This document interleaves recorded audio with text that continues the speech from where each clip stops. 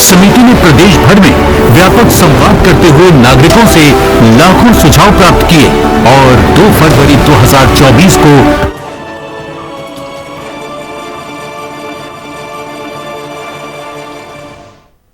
Doctor ortho Ayurvedic oil और capsule, अब दर्द भी घुटने टेकेगा।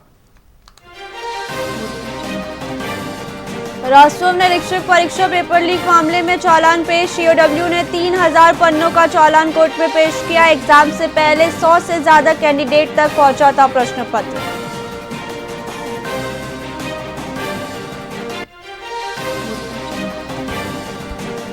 छत्तीसगढ़ में होली के दिन भी मिलेगी शराब। सरकार ने 3 ड्राई डे खत्म किए। मुहर्रम और गांधी निर्वाण दिवस पर भी खुली रहेंगी दुकानें।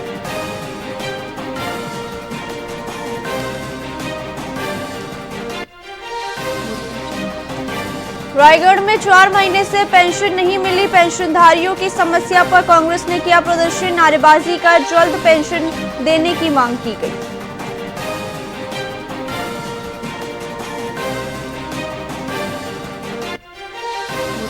हिस्ट्री शीटर रोहित तोमर गिरफ्तार। 6 साल पुराने केस में रायपुर पुलिस ने पकड़ा। मारपीट रंगदारी का केस भी पहले से है दर्ज।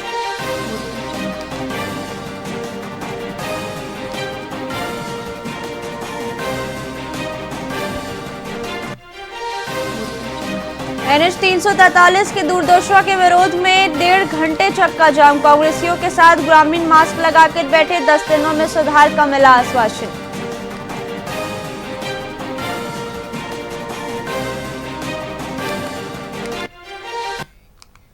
नमस्कार, आप देख रहे हैं वीआईपी न्यूज। मैं हूं प्राची। आइए रुक करता है खबरों की। बीजेपी विधायक अजय चंद्राकर ने धर्मांतरण के मुद्दे पर कड़ा रुख अपनाते हुए कहा कि चोरी छिपे धर्म प्रचार अनैतिक है। वे पादरियों को खुले मंच से प्रचार की चुनौती देते हैं। कांग्रेस की नई कार्यकारिणी पर चुटकी लेते हुए उन्होंने कहा कि वहां 33% का कोटा भूपेश, टीएस और बीज के बीच बटा है, इसलिए देरी हो रही है। चंद्राकर ने स्पष्ट किया कि कांग्रेस के पास अब कोई मुद्दा नहीं बचा है और वह केवल बेबुनियाद बयानबाजी कर रहा है। अमरजीत भगत मैन पाट महोत्सव के समर्थन में है, विरोध में है। मैन पाट महोत्सव किस तरह से होना चाहिए, कोई सुझाव उनके पास है क्या? खनन का विरोध वो कर रहे हैं, समर्थन कर रहे हैं, और महोत्सव दोनों अलग अलग चीज है। उसको कोरिलेट करने की जरूरत क्या है? खनन के बारे में अपना मत अलग से व्यक्त कर सकते हैं वो। तो बुद्धि जहां पे काम नहीं करती, आदमी कुछ भी बोलते। तो बुद्धि के विचलन के शिकार है कांग्रेस के लोग। उसमें क्या लिपापोती की जरूरत है? जो आप लोगों ने ही लिखा है उसको तो FIR हो गई, गिरफ्तार हो गए, आगे जांच होगी और भी जो तथ्य होंगे वो उसके आधार पर कार्रवाई होगी। अब ऐसा तो नहीं अमरजीत भगत जी कहेंगे वो कार्रवाई होगी। क्या है वो? न्यायाधीश हैं, कलेक्टर हैं, SDM है, क्या है अमरजीत भगत जी? मुख्यमंत्री विष्णुदेव साय के कोरिया प्रवास का दूसरा दिन राजनीतिक, सामाजिक और सांस्कृतिक गतिविधियों से भरपूर रहा। जिला पंचायत के मंथन कक्ष में सरगुजा विकास प्राधिकरण की बैठक में वरिष्ठ मंत्री और विधायक मौजूद रहे। सीएम ने क्षेत्रीय विकास और जन कल्याणकारी योजनाओं की समीक्षा की। उन्होंने जलाशय परिसर में महतारी वंदन योजना के हितग्राहियों और श्री राम लला दर्शन योजना के लाभार्थियों से मुलाकात की। 500 दर्शकों की क्षमता वाले ओपन थिएटर का लोकार्पण किया और पर्यटक सुविधाओं और रोजगार के लिए निर्देश दिए गए। बहुत अच्छे से बैठक संपन्न हुआ है। इसमें पुराने कामों की समीक्षा भी हुई है और जो करेंट ईयर में जो कार्य की स्वीकृति हुई है उसका अनुमोदन भी लिए हैं। देखिए, सरकार करप्शन के मामले में जीरो टॉलरेंस की नीति पर चल रही है और कहीं भी किसी भी विभाग में कोई भी गड़बड़ी की शिकायत आएगी तो उसकी जांच होगी और दोषीदार लोगों के ऊपर में सख्ती से 2023 के विधानसभा चुनाव में जो भी वादे थे, जिसको मोदी की गारंटी का नाम दिए थे, और मोदी की गारंटी के अधिकांश कामों को पूरा करने का सरकार प्रयास की है। हर क्षेत्र में, चाहे प्रधानमंत्री आवास हो, चाहे किसानों से किया गया वादा हो, 70 लाख से ज्यादा हमारी माताओं को महतारी वंदन का हर महीना उनको 1000 रुपया दे रहे हैं। तेंदुपत्ता से भी 12-13 लाख परिवार जुड़ा है। तेंदुपत्ता का भी कीमत बढ़ाए हैं। चरण पादुका योजना फिर से शुरू किए हैं। तो हम लोग विकसित छत्तीसगढ़ का भी एक रोड मैप बना रहे हैं और उस अनुसार सरकार काम कर रही है। और माननीय प्रधानमंत्री जी का जो संकल्प है 2047 तक विकसित भारत बनाने का, तो छत्तीसगढ़ भी उसमें कदम ताल करके चल रहा है। विधेयक आएगा, आने वाले सत्र में आएगा। नंदन इस्पात कंपनी में कार्यरत मजदूर मंतूराम साहू सड़क हादसे में गंभीर रूप से घायल हो गए, जिनका इलाज आर्थिक तंगी के कारण रुका हुआ है। छत्तीसगढ़िया क्रांति सेना ने कंपनी प्रबंधन का घेराव कर घायल मजदूर को WC और ESIC पॉलिसी के तहत बीमा लाभ दिलाने की मांग उठाई है।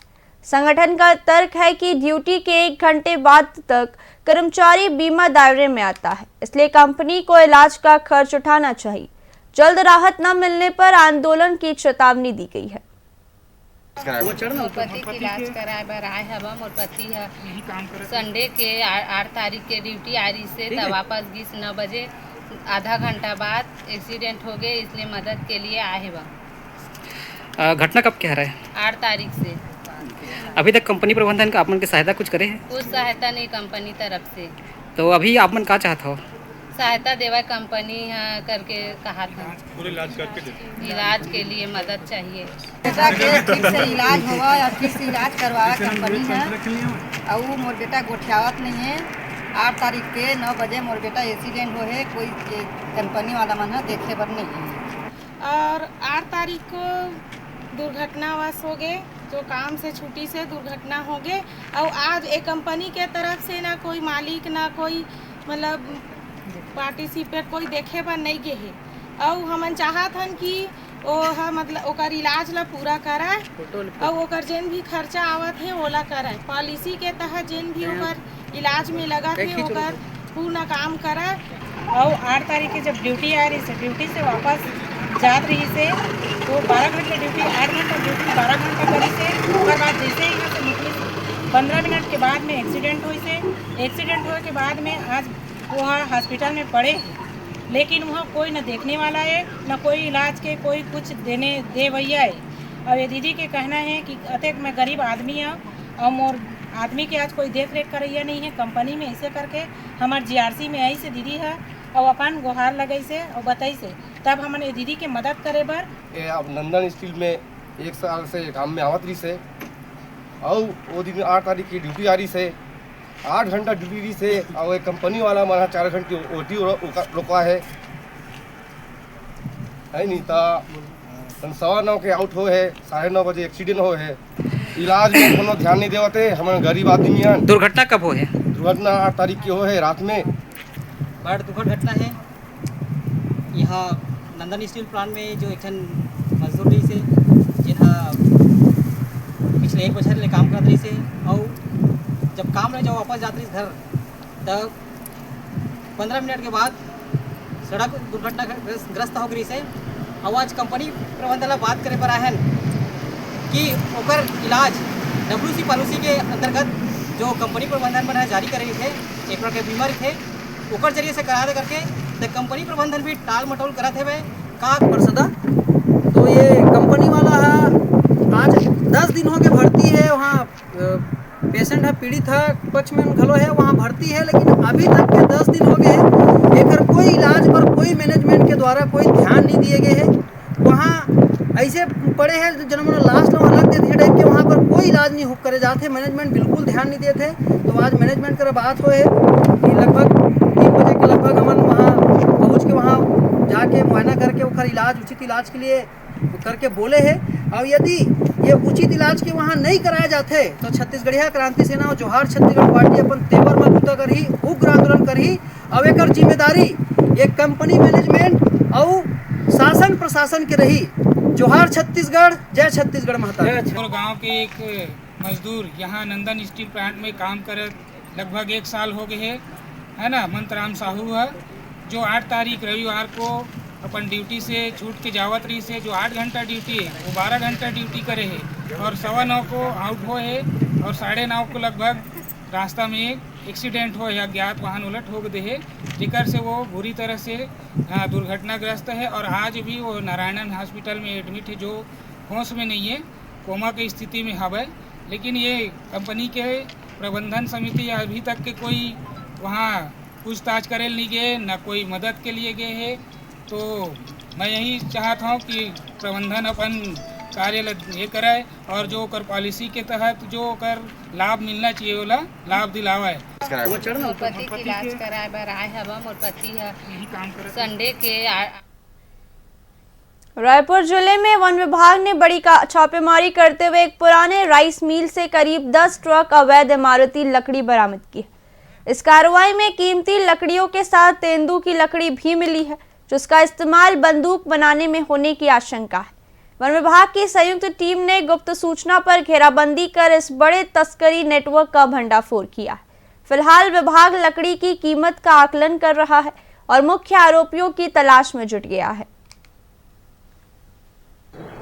भागा ग्राम में रायगढ़ वन मंडल एवं चांपा वन मंडल का एक संयुक्त कार्रवाई किया गया है, जिसमें जो है दोनों वन मंडलों के उड़न दस्ता द्वारा एवं हमारे वन मंडल के क्षेत्रीय अधिकारी एवं मैं स्वयं वहां पे गया था। हमारे द्वारा जो है एक राइस मिल में हमें भारी मात्रा में जो है खैर की लकड़ियां प्राप्त हुई है।